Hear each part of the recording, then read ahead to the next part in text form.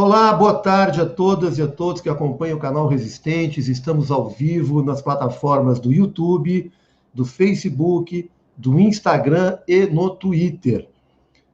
Já peço antecipadamente àqueles que estiverem nos assistindo nessas 3 plataformas que não são no YouTube, quando terminarem a live, venham ao YouTube, deixem seu like, se inscrevam no canal Resistentes, compartilhem essa live também no YouTube, e para aqueles que puderem se tornar membros, faço aqui a solicitação para se tornarem membros, que isso ajuda muito na construção do nosso canal Resistentes.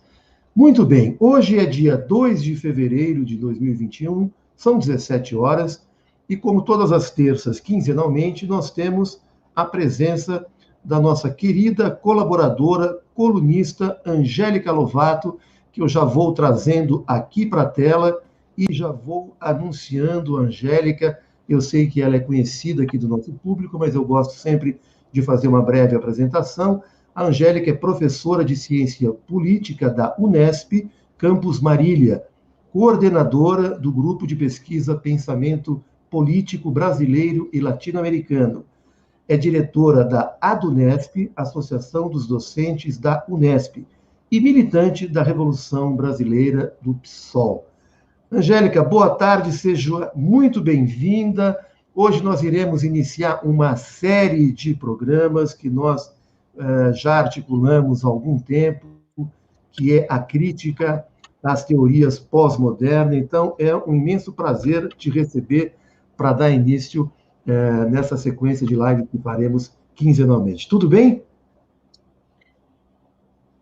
Meu microfone... Está aberto, pode ir. Então tá bem. Querido Cláudio Passos, queridos internautas que acompanham aqui o programa do canal Resistentes, é uma alegria a gente voltar aí depois de final do 2020, de tantas coisas inéditas acontecendo na saúde, nas crises, e a gente vem para fazer uma crítica bem dura à pós-modernidade e mostrar como há um caminho, sim, para a gente se encontrar como humanidade. Muito bem. Essa vai ser a pegada aqui da nossa sequência de lives com a Angélica. Como bem lembrou, ela está retornando aqui em 2021, é a nossa primeira live. Nós iniciamos com os colunistas na semana passada e estamos dando sequência aqui nos colunistas do canal Resistentes. A Angélica alterna com o Valdir Rampinelli às terças-feiras, às 17 horas. Angélica, a primeira live que eu fiz com você foi em outubro de 2019.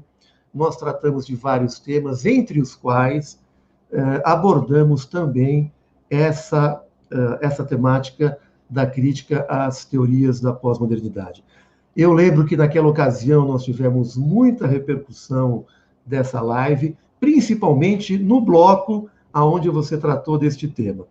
Eu acho que isso, entre outras coisas, ensejou a gente a desenvolver essa série de lives que faremos quinzenalmente com essa temática. Então, eu já quero aqui registrar a presença do Wagner Campanello, a Gleice Rodrigues, Antônio Silveira Júnior, no aguardo da Angélica, Cibele Maria Leal Passos, um perfil Rossis. Grande Angélica, que bom vê-la. Natália Ferreira Grande também chegando, enfim, muita gente aqui no chat. Eu vou procurar colocar todos aqui no pé da imagem e, na medida do possível, eu vou colocando as perguntas que o chat for trazendo aqui para esta conversa com Angélica Lovato.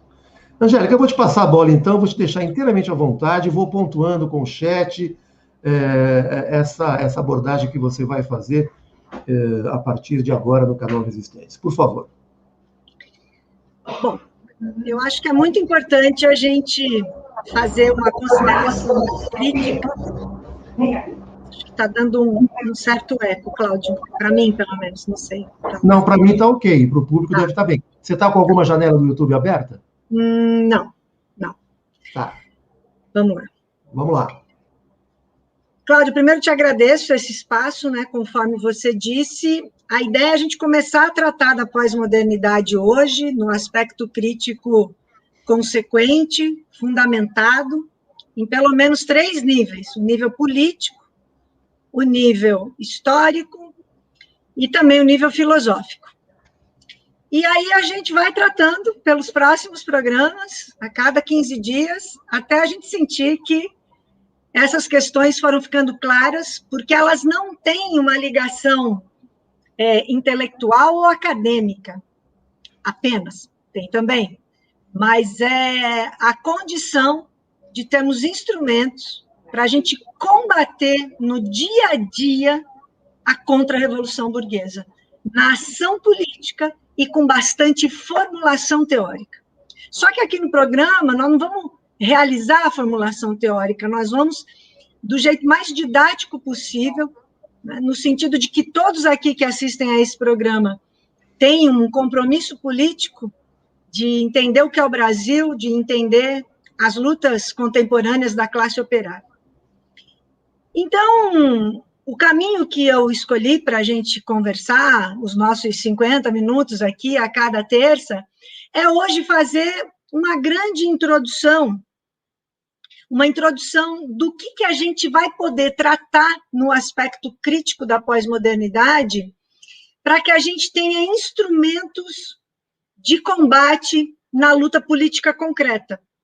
Para a gente enxergar esse instrumento na luta política concreta, para não parecer aqui que a gente está nas nuvens, né, falando de coisas que não nos importam, foi muito importante aquele programa de outubro de 2019. Eu me lembro que você fez uma pergunta sobre o Zizek, né, no sentido de que ele tinha escrito livros sobre o Lenin, né, o grande revolucionário russo.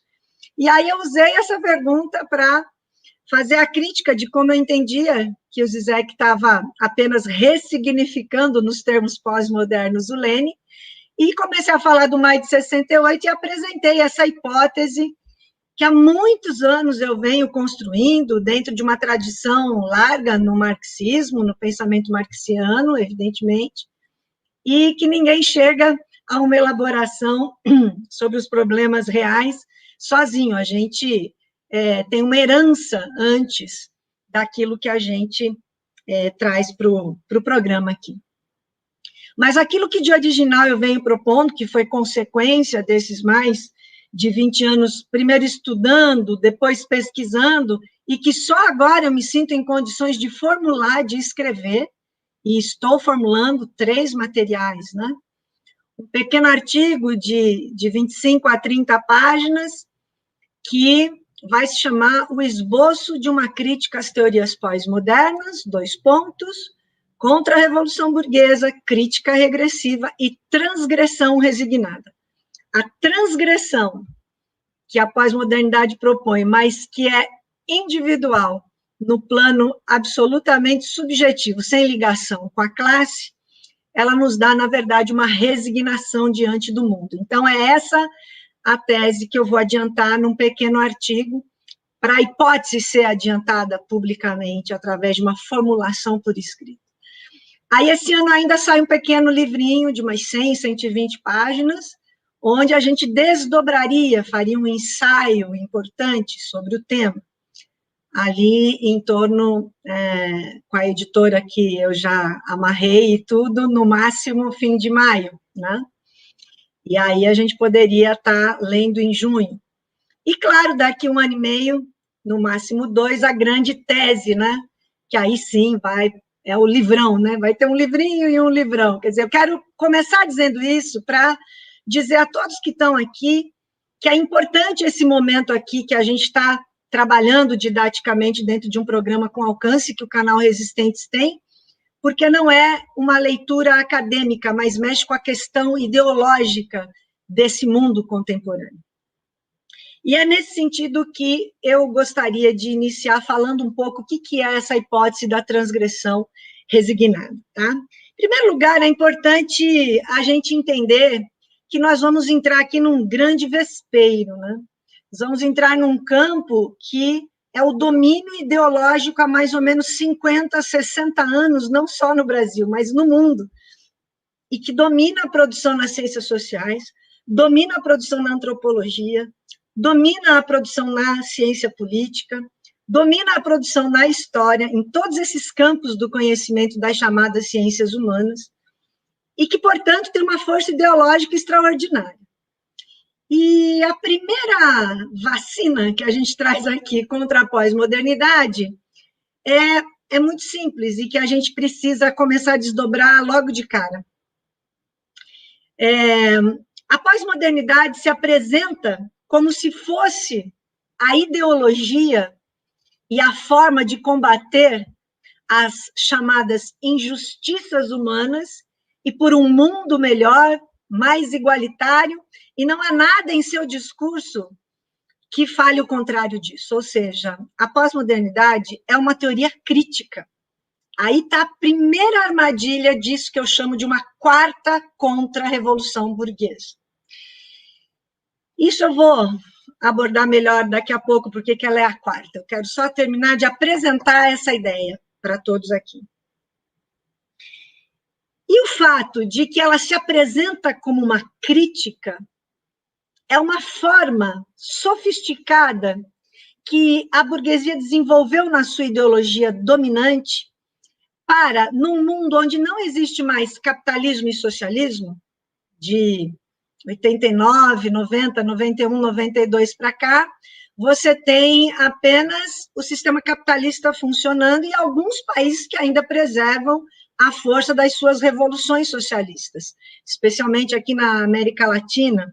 Mas nós não temos mais aquela dupla divisão do mundo entre a União das Repúblicas Socialistas Soviéticas, países de bloco socialista, e os países do bloco capitalista. E como há, então, essa hegemonia capitalista, a própria burguesia produziu, na sua forma contra-revolucionária, a própria forma de expressar o que é uma contra-revolução, está explicado, auto-explicado no seu nome, ela trabalha contra qualquer convulsionamento social que provoque mudança definitiva do capital. Ela adaptou-se, ela trouxe uma forma de não mudar nada com um discurso que parece de mudança. Então, esse seria o primeiro aspecto, Cláudio, que eu queria colocar aqui.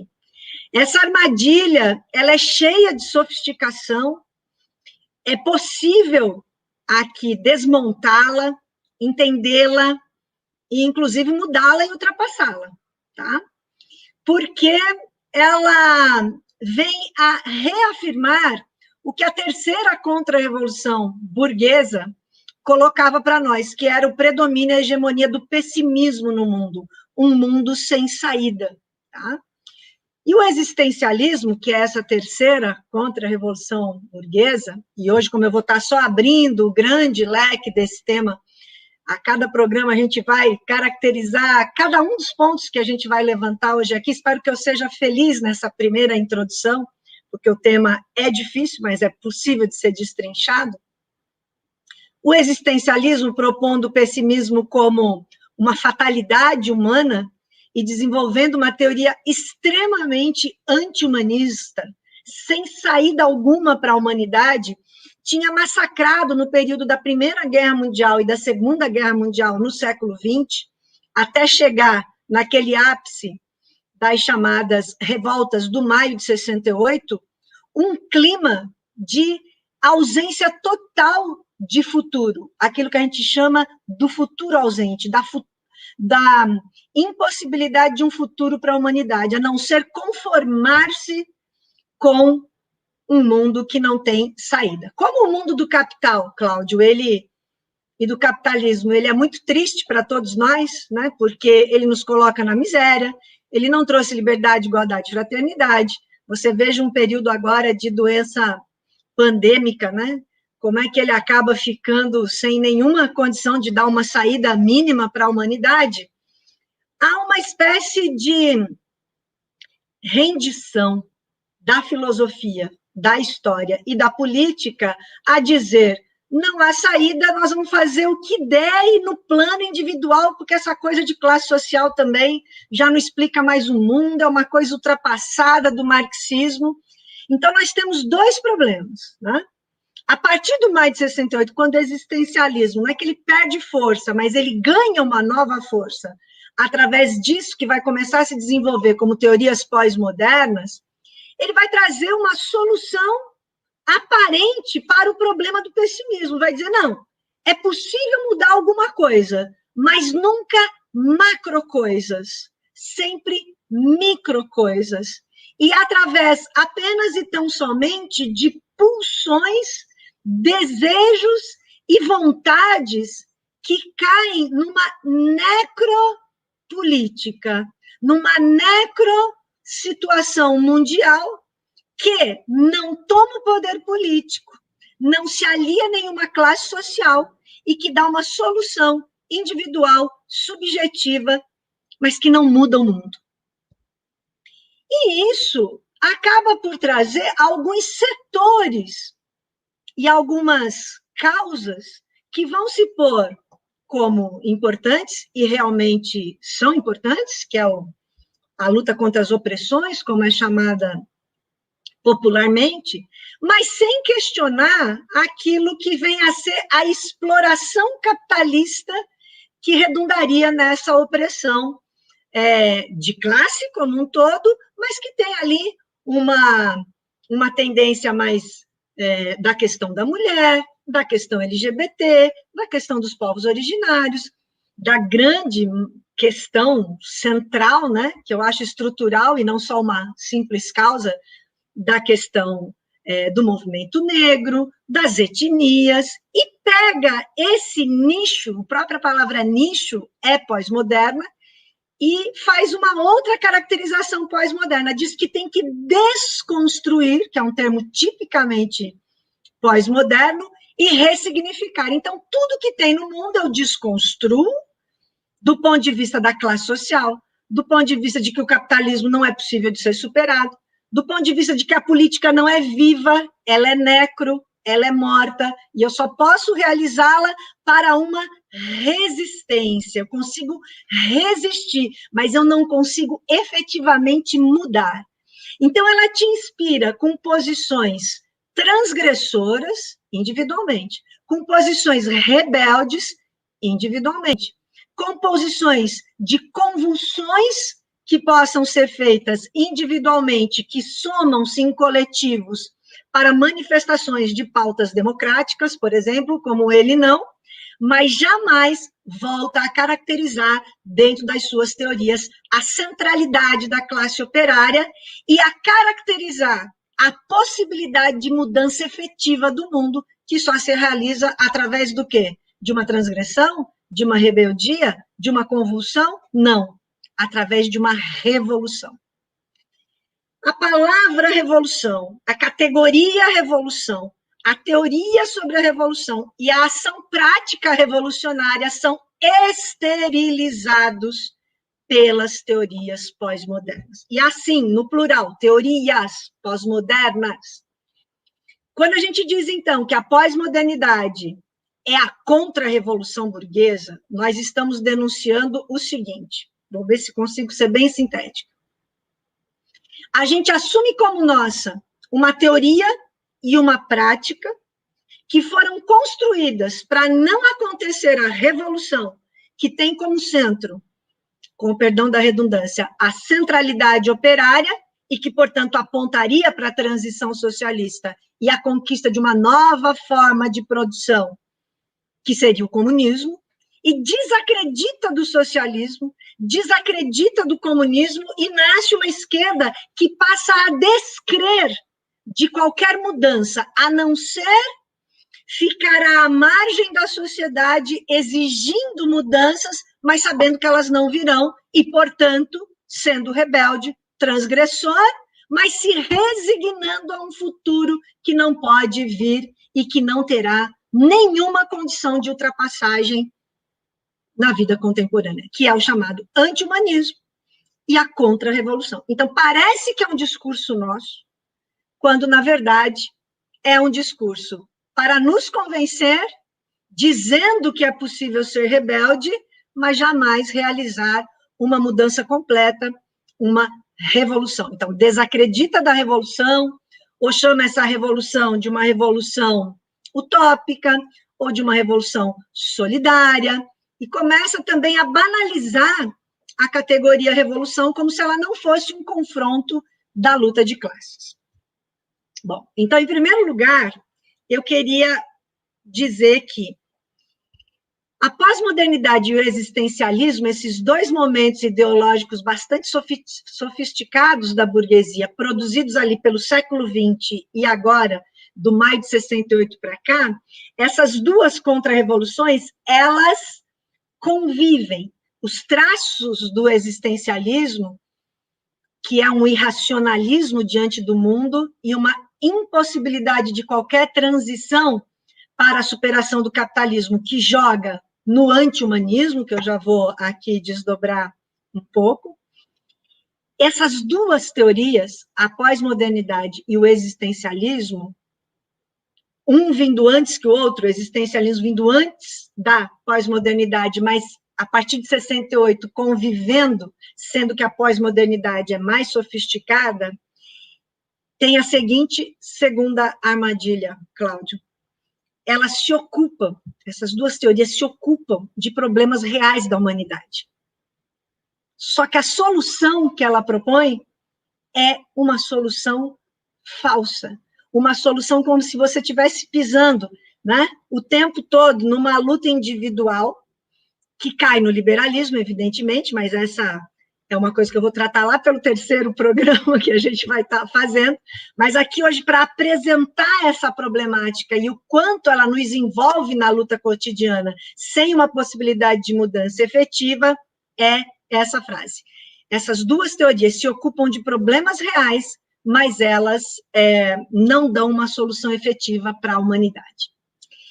Desse ponto de vista, o que nós vamos fazer aqui é mexer com autores muito poderosos, com autores muito lidos pela esquerda. E aqui eu não vou nem dizer uma esquerda liberal, porque tem uma esquerda que também se autodenomina de revolucionária e que adora um pensador irracionalista chamado Nietzsche, que morre em 1900 e que é um dos grandes formuladores do existencialismo.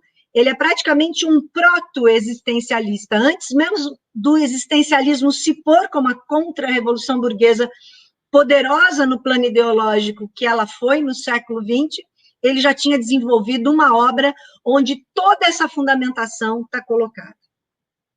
Um outro autor também muito adorado e muito lido e muito discutido, e só de colocar qualquer tipo de problema à formulação que ele faz, como um autor proto-pós-moderno, então o Nietzsche é um proto-existencialista, morre em 1900. Esse outro autor, então, que a partir ali dos anos 60, 70, passa a ter uma grande projeção, morre precocemente, é o Michel Foucault. E o Michel Foucault, embora não com a mesma capacidade teórica e sofisticada do Nietzsche, que é uma verdadeira genialidade, que traz uma nova forma de conceber o mundo completamente nova, mas Foucault é um grande autor, e um autor que consegue retirar, né, um núcleo de irracionalidade do Nietzsche, como um pensador do existencialismo, e sofistica, sendo um precursor, né, um autor proto-pós-moderno, no sentido de que ele não é um pós-moderno ipsis literis, no sentido do que vai ser a cultura e a definição de toda a questão cultural a partir de 1979, com um autor que é considerado aquele que traz a discussão, que funda um livro importante que é chamado A Condição Pós-Moderna, que é o Lyotard.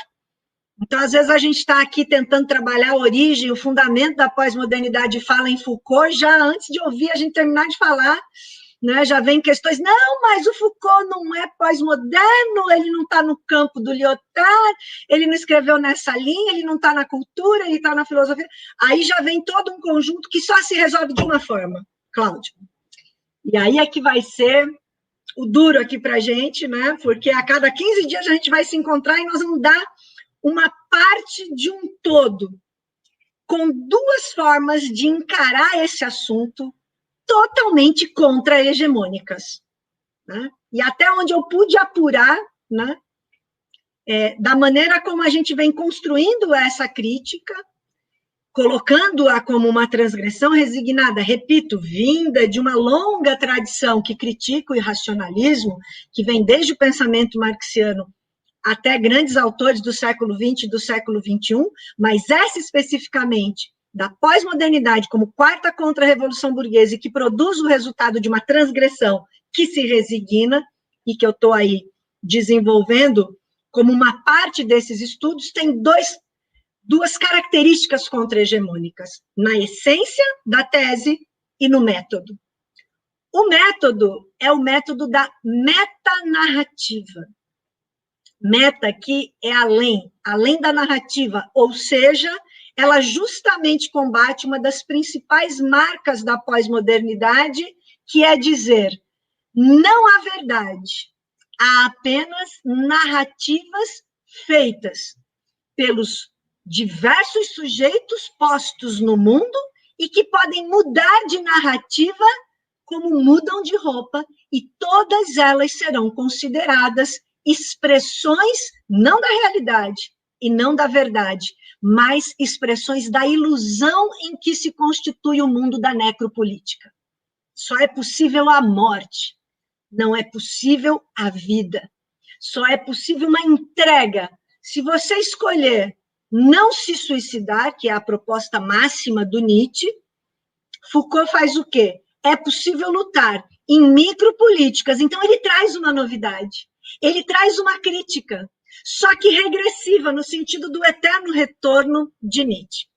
Bom, mas deixa eu pegar esse aspecto e voltar aqui, porque muitos aqui dos nossos internautas podem nunca ter lido Nietzsche. Acho difícil, porque ele é um autor distribuído até em banca de jornal, né, em edições muito baratas, e que são muito divulgadas no mundo inteiro, justamente como um dos produtos da contra-revolução existencialista e pós-moderna, idem de Foucault.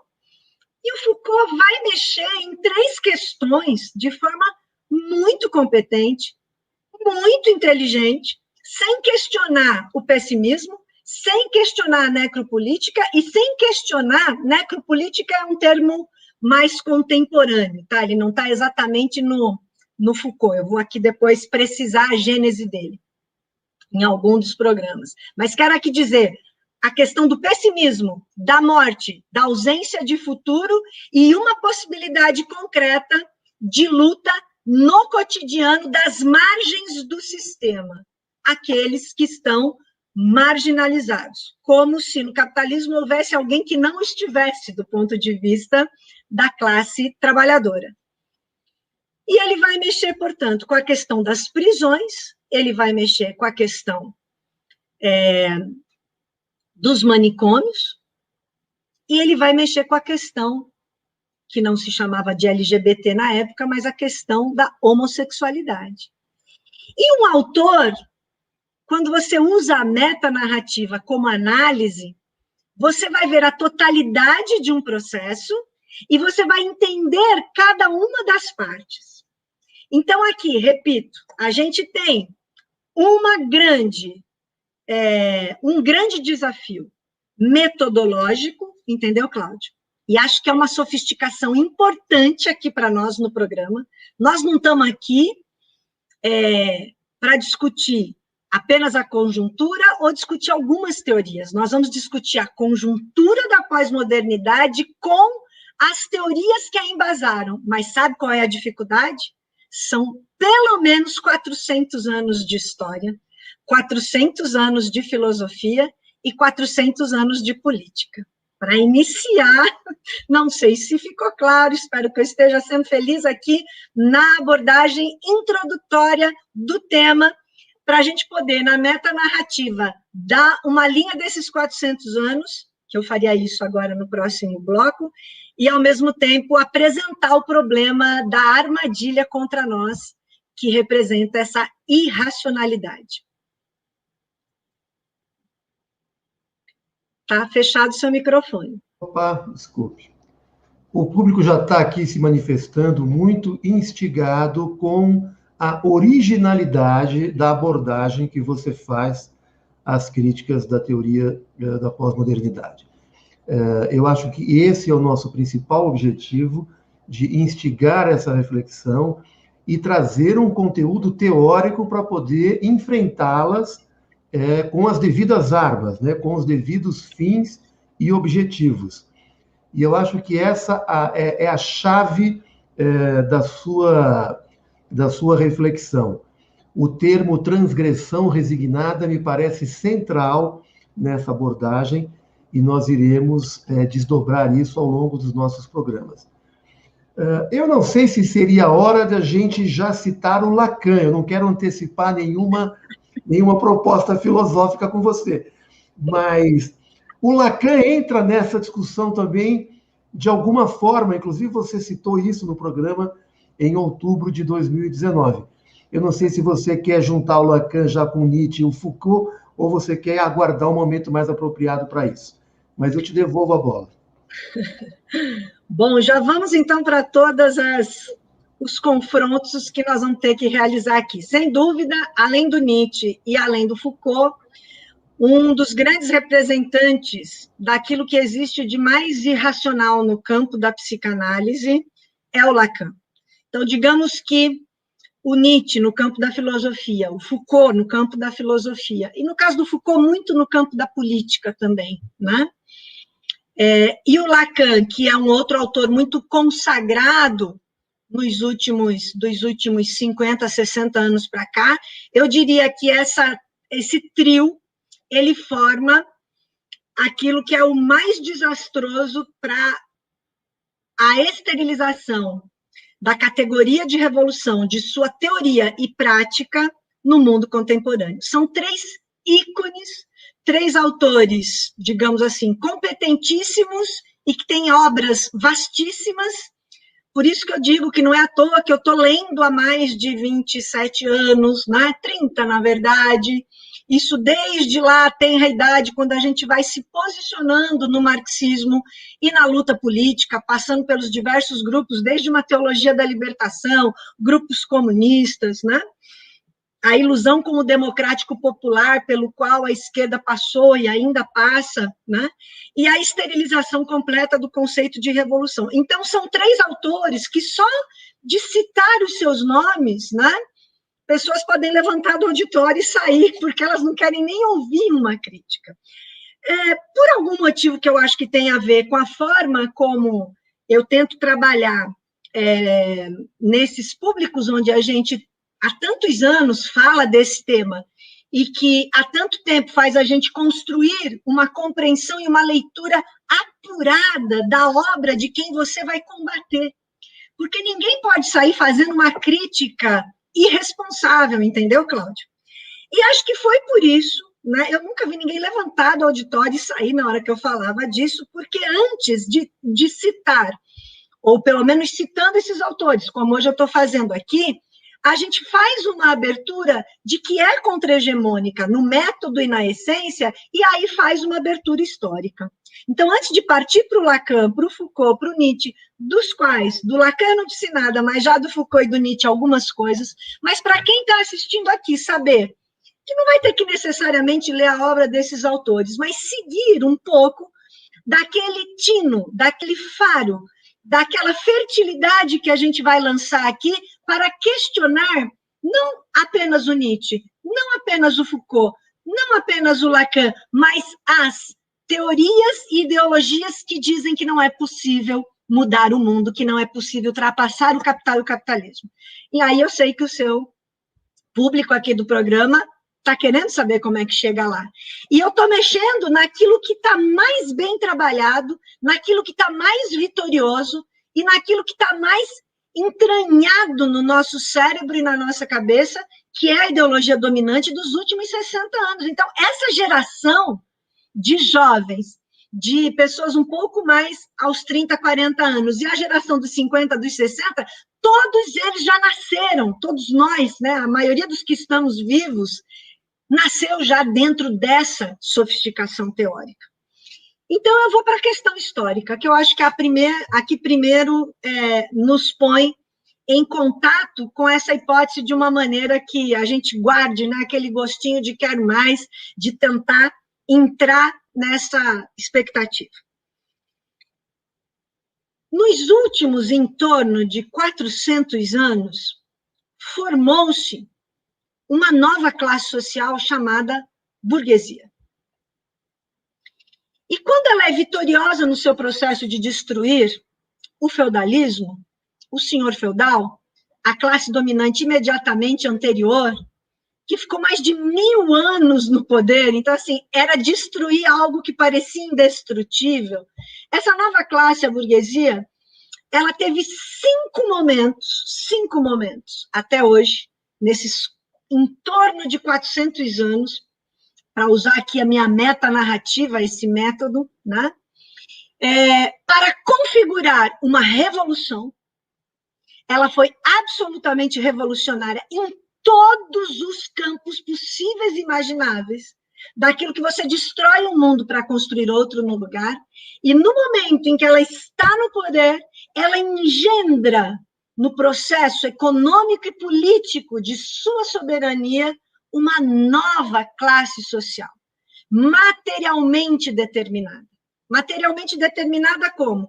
A burguesia, com a posse dos meios de produção capitalistas, e a classe operária, o proletariado, como aquele que não terá nenhuma propriedade, a não ser emprestar o seu trabalho para ser explorado, produzir uma quantidade de valor e receber nominalmente por ele muito menos do que suas horas de trabalho. Ele trabalha 8 horas, por exemplo, e recebe 4 nominalmente no seu salário, ele tem um contrato que parece de partes iguais, o empregado e o empregador. Isso é um processo sofisticadíssimo que vai acontecer do fim do Renascimento para aquilo que é chamado do momento do Iluminismo. O Iluminismo é uma teoria absolutamente revolucionária, com grandes pensadores. Eu vou botar uma sopa de letrinhas aqui, não precisa nem decorar o nome desses autores, mas com certeza você já ouviu falar, é importante. Vamos deixar que a cultura e a erudição entrem nas nossas cabeças, não como exibição de conhecimentos, mas como conexão para a revolução. E quem são esses autores? Diderot, Voltaire, Rousseau, Locke, Kant, Hegel, são todos filósofos do momento revolucionário burguês. Claro que depois nós vamos ter um dos programas aqui só para falar um pouco melhor disso. Mas nesses 400 anos em que a burguesia teve 5 momentos materiais distintos na sua dominação, com 5 momentos ideológicos distintos, e a classe operária com 5 formas de tentar ultrapassar esse domínio da classe burguesa sobre a sua condição material. A condição material do proletariado é não ter propriedade nenhuma. E a condição material da burguesia é ser a dona de todos os meios de produção. Depois a gente pode falar também das classes sociais. Então, o que nós vamos ter a partir do momento que a burguesia está no poder é aquilo que eu vou chamar de 4 contra-revoluções. Também aqui não vai nenhum tipo de erudição estéril, mas é entender 4 momentos históricos, tá? Teve lá a Revolução Francesa, a Revolução Inglesa, a Revolução dos Estados Unidos, que é a independência lá americana, e quando deu ali em torno de 1848, guardem essa data, nós não podemos deixar que ninguém nos remeta a não conhecer a história, tá? Por isso que eu estou insistindo nessa ideia, Cláudio, de que isso aqui não é uma aula, isso daqui não é um momento que a gente está aqui sofisticando o conhecimento filosófico para não torná-lo acessível. É o contrário, é pegar toda a sofisticação, fundamentação ideológica e trazer aqui para a nossa compreensão em 2021 de quais são os caminhos de luta dessa classe operária. E essas 4 contra-revoluções são a primeira, que é o positivismo, que vai colocar ordem e progresso como lema, de uma maneira sofisticada, que ao longo aqui dos programas a gente vai destrinchar para entender. A segunda contra-revolução burguesa, que é o chamado relativismo. Depois eu digo o nome dos autores, mas no relativismo vai começar a se questionar a ideia de verdade, e vai se dizer que toda verdade é relativa, e a gente mal sabe que isso é uma contra-revolução contra nós. E a terceira e a quarta, que eu já falei, que é o existencialismo e a pós-modernidade. Eu acho que você quer fazer uma colocação para mim, Cláudia, é isso?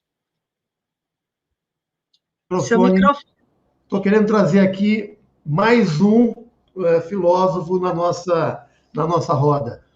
Raquel Bianor, A Destruição da Razão de Lukács é, sem dúvida, uma grande referência a essa crítica ao irracionalismo clássico e pós-moderno.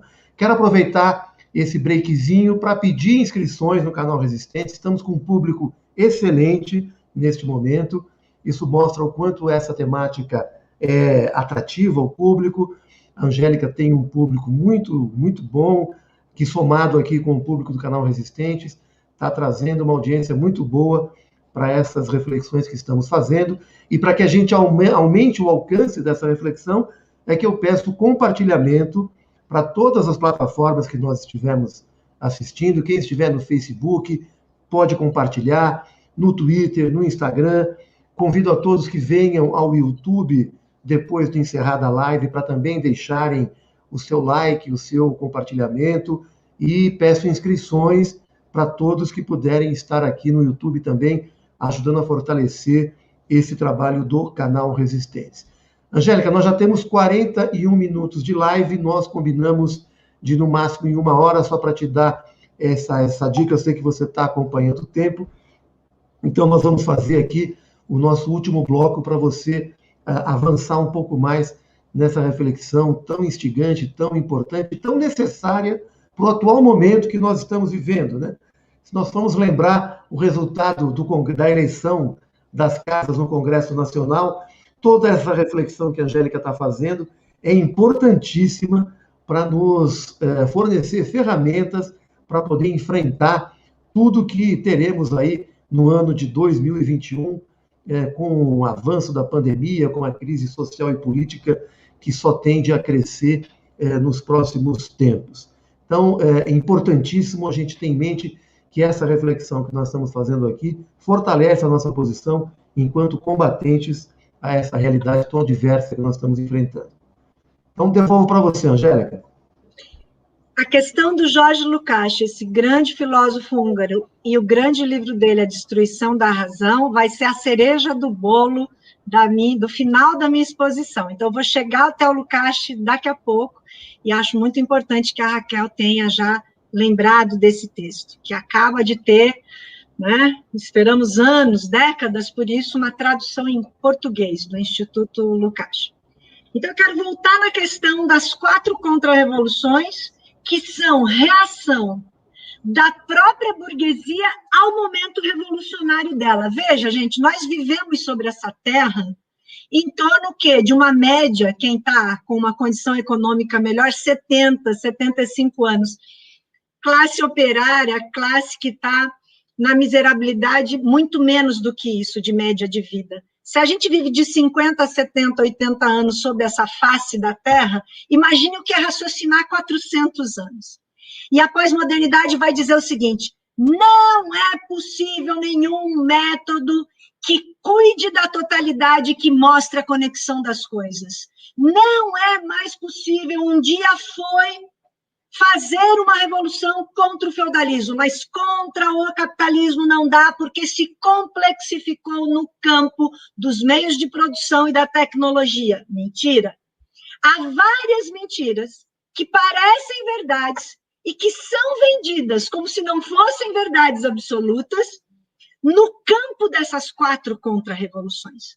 Por isso que a gente precisa de alguns programas aqui para dizer o que é o positivismo. Vocês vão ver que está no nosso cotidiano. O que é o relativismo? Está no nosso cotidiano. O que é o existencialismo? Está no nosso cotidiano. O que é a pós-modernidade? Está no nosso cotidiano. O que é pior, na nossa boca. A gente muitas vezes está vomitando conceitos e categorias, e a palavra é vômito por quê? Porque independentemente da sua vontade, ele sai por uma extração anterior ideológica produzida materialmente com consequência ideológica. A cada momento de 1848 para cá, tá? Passados lá quase 150 anos de uma tomada do poder pela burguesia, que foi 1648 na Inglaterra, 1776 nos Estados Unidos, 1789 na França. Vamos lidar com essas datas, gente. Vocês vão decorar essas datas, vocês vão saber o que são os últimos 400 anos. E não aceitar uma mentira de que não é possível conhecer por uma metanarrativa o que é a humanidade, o que é a história, o que é a filosofia, o que é a política. Agora vem a pergunta central do programa de hoje. A quem interessa, em pleno século XXI, dizer que não é possível mudar o mundo? Interessa para uma camada dominante ou interessa para uma camada que está dominada e está na miséria social? Quem está na miséria social vai dizer o quê? Não quero mudar o mundo? Não. Vai dizer quero, mas está difícil. Eu vou pegar uma outra questão contemporânea. Por que as pessoas não reagem ao Bolsonaro? Melhor, por que é que teve gente miserável da periferia e trabalhador que votou no Bolsonaro?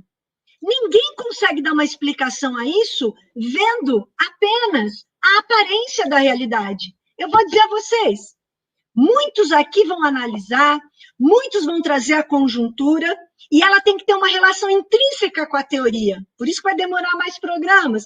Talvez até, né, ao longo desses programas, aquilo que a gente conseguir ir construindo como esta questão mais estrutural a ser pensada, porque aí não é só racismo estrutural, toda a questão do estruturalismo que a gente vai colocar aqui também, da pós-modernidade, do pós-estruturalismo, são 6, 7, 8, 10 mecanismos ideológicos em 400 anos que nós vamos destrinchar aqui. Você vai sair daqui de alguns programas daqui para frente, esses das terças de 15 em 15 dias, né?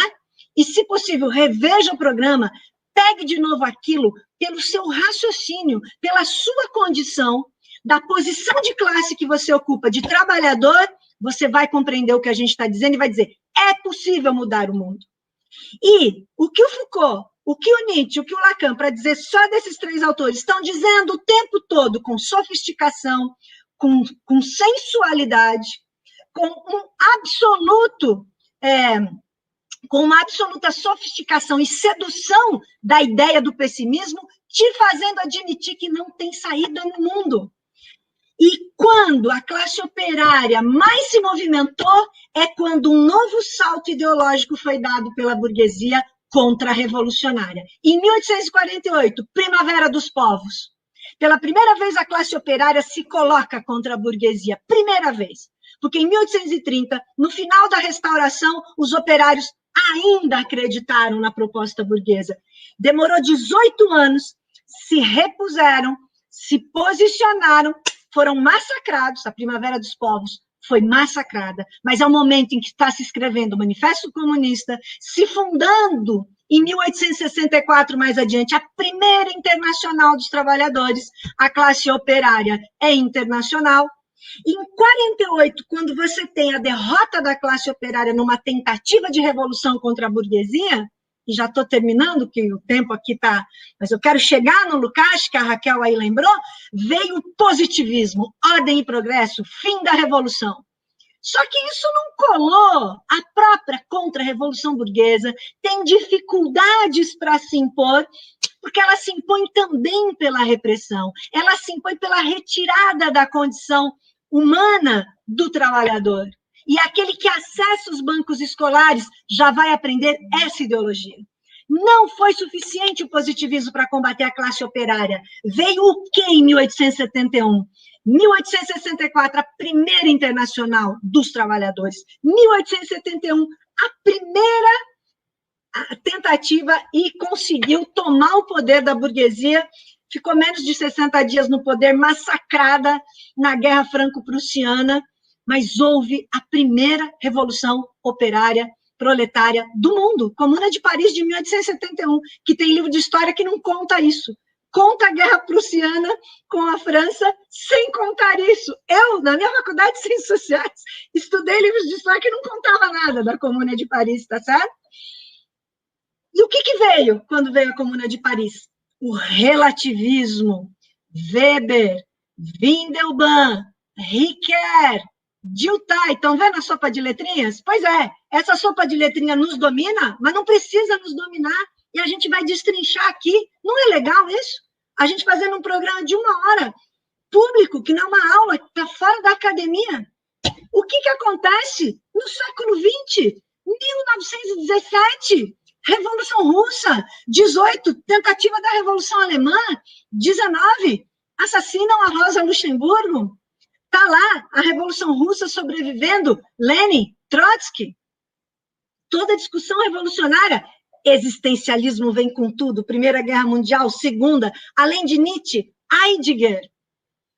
Vocês não têm noção como tudo se explica quando você vê a história. E lá na frente, mais adiante, nós vamos também pegar a questão filosófica, destrinchar aqui, tintim por tintim, o que é a relação sujeito e objeto? Vamos destrinchar. Não vai precisar estar numa aula de filosofia para saber disso. É trazer, não esse saber, porque o negócio dos saberes é pós-moderno, mas é o que é mudar o mundo. A 11ª tese contra Feuerbach, do Marx. Os filósofos até hoje só quiseram entender o mundo, trata-se de transformá-lo. Daí a produção da necessidade histórico-social da Revolução.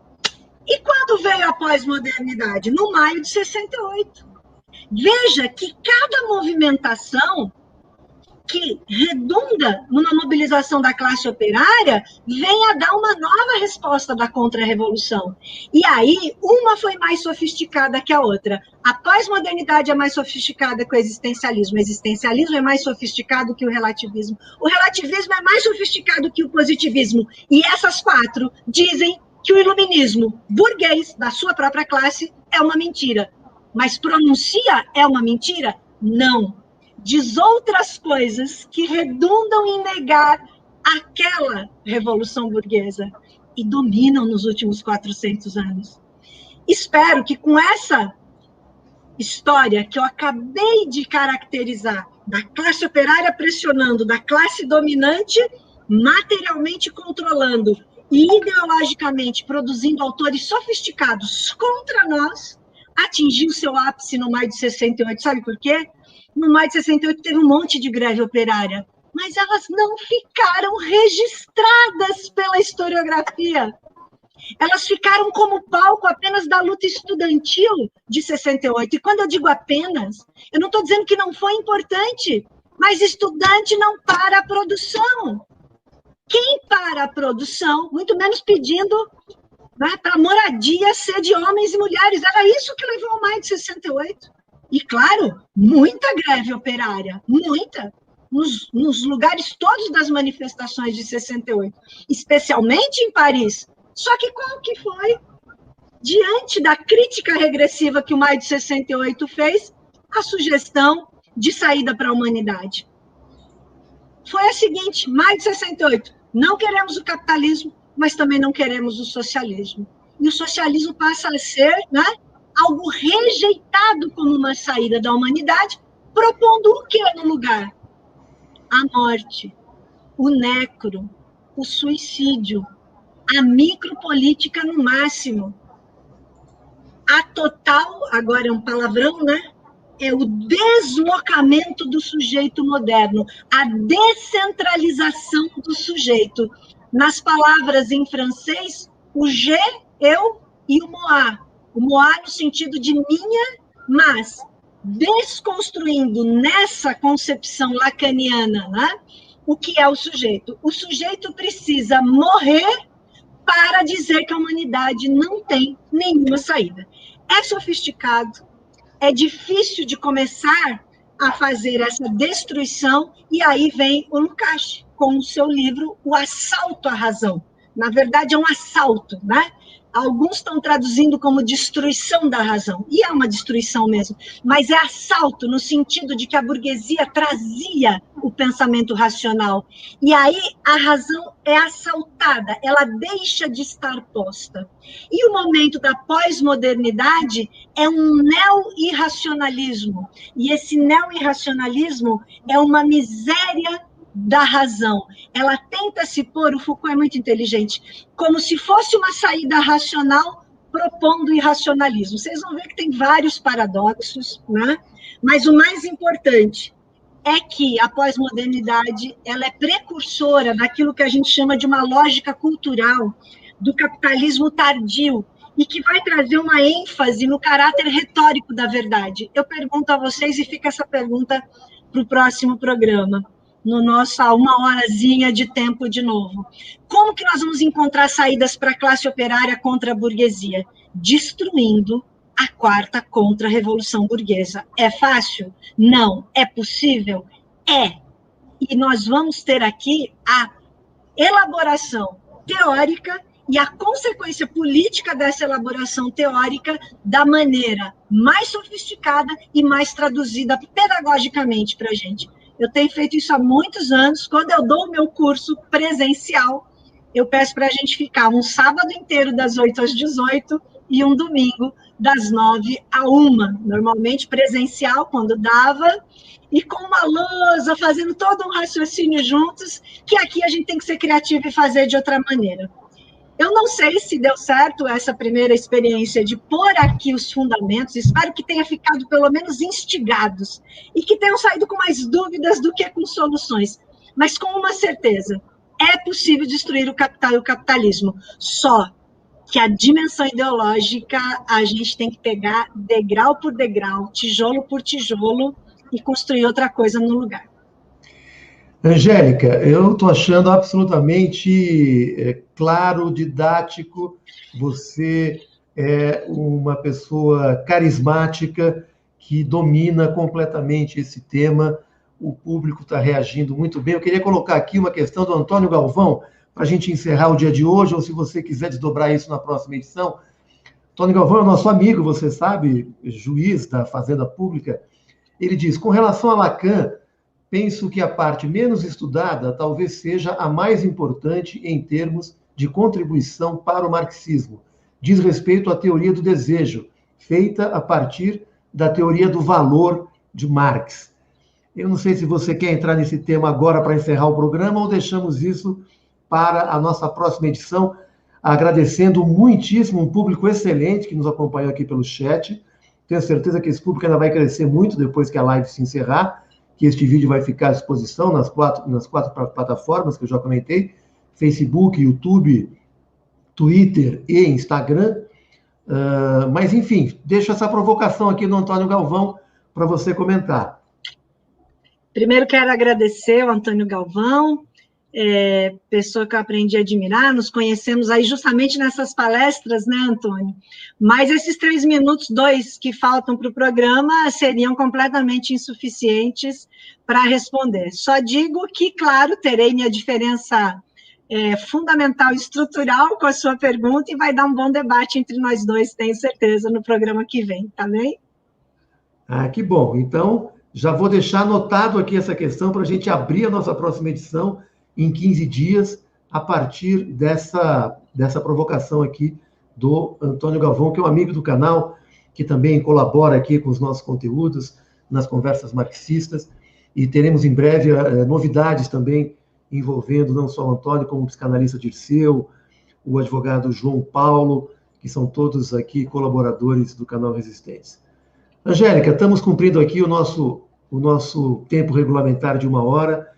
Foi uma excelente live, um público excelente, que tenho certeza que está instigado para a próxima edição, em 15 dias. Vai ser tormentoso aguardar 15 dias de ansiedade para poder dar continuidade a essa temática. E eu quero revelar aqui que eu conheci esse estudo da Angélica pelo YouTube, quando ela comenta que ficou 10 horas numa sala de aula. Isso está disponível no YouTube, eu pude assistir isso, e essa é uma das razões pelas quais também nós resolvemos trazer isso aqui para o canal Resistentes, para deixar mais um registro, agora interativo com o público, possivelmente com novas reflexões que a Angélica tenha feito nesses 2 últimos anos sobre o tema. Então, eu acho que vai ser, de fato, uma série muito esclarecedora, muito rica de reflexão e de provocações intelectuais, e de uma originalidade absoluta, né? Como a Angélica destacou no início da sua fala, esse é um trabalho que ela desenvolve já há alguns anos, com muita consistência teórica, Claro que poderão haver divergências, e nós até pensamos no final dessa série fazer uma roda para discutir essas divergências sobre o que será apresentado aqui, mas isso será ensejo para depois dessa série de 5 ou mais lives que nós pretendemos fazer aqui com a Angélica Lovato. Angélica, quero passar para você fazer suas considerações finais, despedidas, e dizer que eu próprio estaria ansioso para em 15 dias retomarmos aqui essa conversa tão rica, tão instigante. Cláudio, eu queria te agradecer muito a todos que estiveram aqui, convidá-los a estar aqui, trazer mais gente, para quem vocês forem trazer na próxima edição do programa, pedir para assistir esse inicial, porque nós começamos hoje aqui uma guerra ideológica de classes. E a gente vai levar com todas as armas poderosas da filosofia, da política e da história, provando que fora da universidade a gente consegue entender o mundo, que não é necessário essa elitização do conhecimento como se fosse um conjunto de saberes, como diz a pós-modernidade, inacessíveis. A gente vai conseguir aqui, não sei em quantos programas, nem planejamos, aceitar esse desafio. Foi um desafio por quê? Porque uma coisa é ficarmos juntos 10 horas e fazermos, né, um raciocínio do começo ao fim. Os encontros presenciais são de uma enorme, né, força. E aqui nós vamos, né, um pouco fragmentar, mas a cada dia trazer um novo aspecto para essa guerra se colocar. Eu estou convicta há muitos anos, e agora que eu vou estar em condições de produzir o material por escrito, que só agora eu me considerei em condições de escrever, tamanha é a complexidade, a gente tem que ser muito humilde sobre o momento em que a gente está maduro para escrever algo, e ao mesmo tempo também a gente avançar, né? Com ambição de escrevê-lo. Por quê? Porque a partir dessa reflexão, elaboração teórica, e mais a gente trabalhar aqui em programas onde aparecem as pessoas, que a gente vai conseguir, eu estou convicta de que o grande bloco ideológico burguês pode ser destruído. Não é só ideológico, é material. E é isso que a pós-modernidade corta, como se não tivesse uma ligação.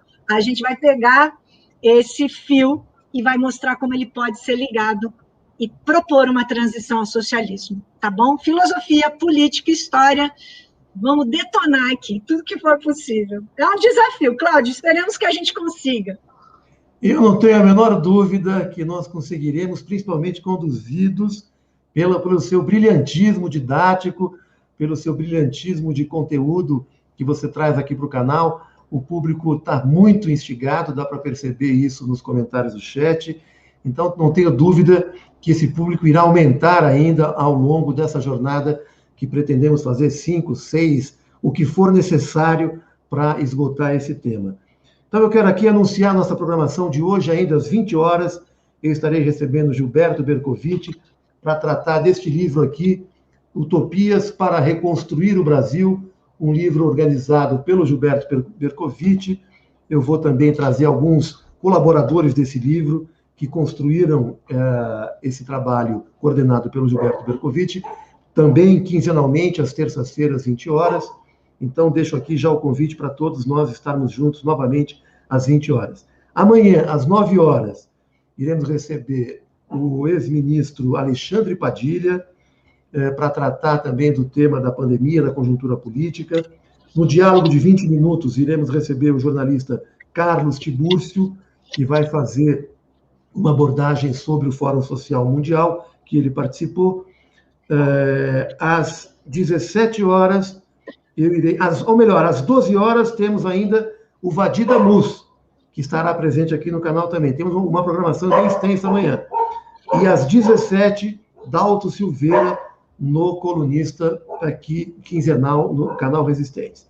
Então, temos hoje às 20 horas, amanhã 9, Padilha, às 10, Carlos Tibúrcio, no D20, ao meio-dia, Vadida Mus, e às 17 horas, Dalto Silveira. Fica aqui anunciada a nossa programação e convido todos para nos acompanharem. Angélica, valeu, adorei a primeira edição dessa jornada. Tenho certeza que nós iremos num crescente aí ao longo das próximas quinzenas. Beijo grande, até a próxima. Um beijo a todos que nos acompanharam e todos ainda que irão nos acompanhar. Insisto nas inscrições, compartilhamentos, likes, tudo isso é muito importante para aqueles que puderem se tornar membro, tornarem-se membro do canal Resistentes. Na descrição deste vídeo, nós mostramos todas as formas de colaboração com o canal, tem lá várias formas, então convido a vocês também a abrirem a descrição do vídeo para poderem ter esse conhecimento. Forte abraço, uma boa noite e até logo mais às 20 horas estaremos aqui de novo. Tchau, tchau.